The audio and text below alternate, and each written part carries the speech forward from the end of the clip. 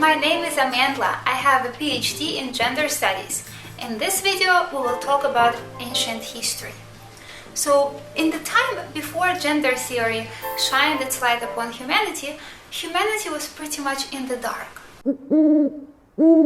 Our ancestors lived in a racist, backward, and misogynistic society. And the millions of trans and non-binary people had the bad luck of being born at that time. And I'm not even talking about Christian civilization.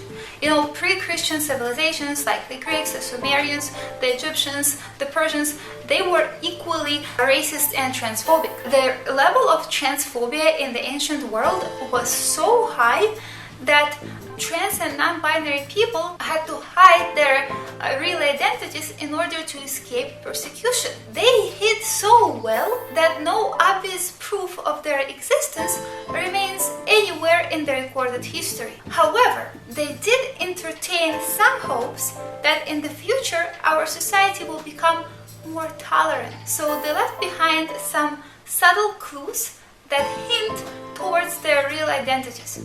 And it's up to us to decipher those hints and rewrite history to make it fair, accurate, and inclusive.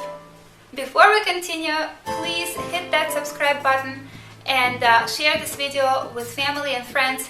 This is a new channel and more interesting content is coming up.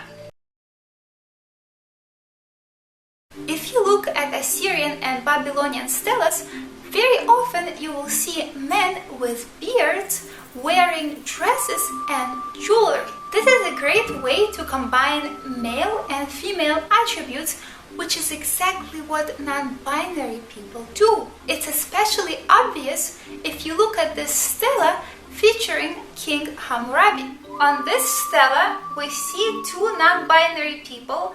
One of them is the King Hammurabi and the other is his advisor. You can see the beards, the long dresses, the bracelets, right? The king, being non-binary himself, probably felt more comfortable around other non-binary people. The person standing next to him could be the Dylan Mulvaney of ancient Mesopotamia.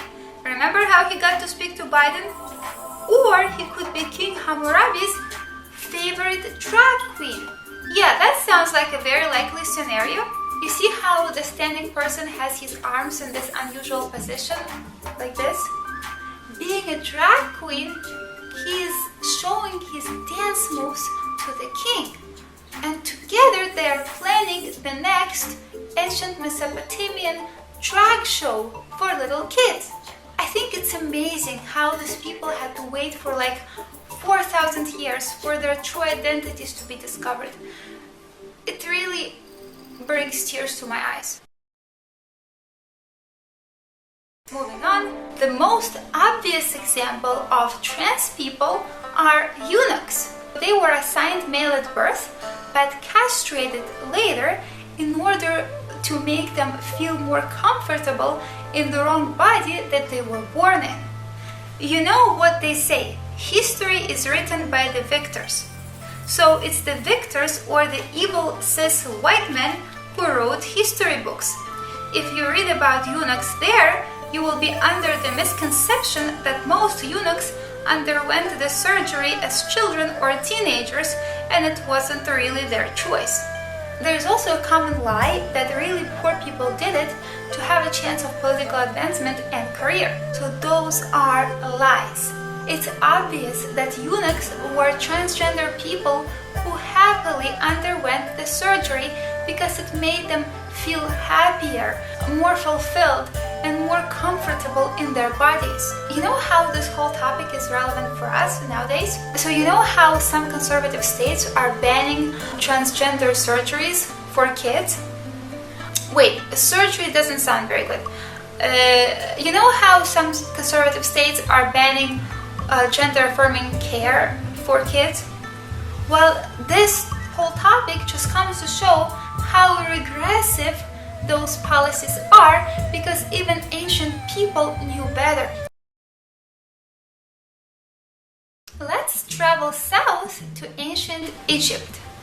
female pharaoh named Hatshepsut wore a fake beard. Again, traditional history might have you believe that the beard was a symbol of pharaonic power, so she wore it to establish her place in a patriarchal society, but those are lies. The reason Hatshepsut wore a fake beard is because she had no access to hormonal treatments, so she couldn't grow a real one. She did the best she could under her circumstances. She also timed her gender dysphoria very well because she only started wearing the beard once she became a pharaoh. One thing that's unclear is we will never know if Hatshepsut was trans or non-binary. I guess it's a matter of academic debate. What do you guys think? Please let me know in the comments. Our last trans hero for today is Hercules. So unfortunately, there was no way for us to know what other heroes' preferred pronouns were. Like, there was really no way for us to know what preferred pronouns King Hammurabi or Queen Hatshepsut felt comfortable with. So sadly, I had to use their biological pronouns. But with Hercules, we do know, and this is super exciting. She encoded her pronouns in her name. It's Hercules, not Hiscules. This is the way it works when you live in intolerant society. You can't be who you are, so you have to encode your true identity. Hercules obviously identified as a woman. She was a great hero and she was great at sports. Unfortunately, women weren't allowed to take part in sport competitions, so there weren't any women's teams in ancient Greece. But if there were, Hercules would have joined the team that matched her gender identity, and it would have looked something like this.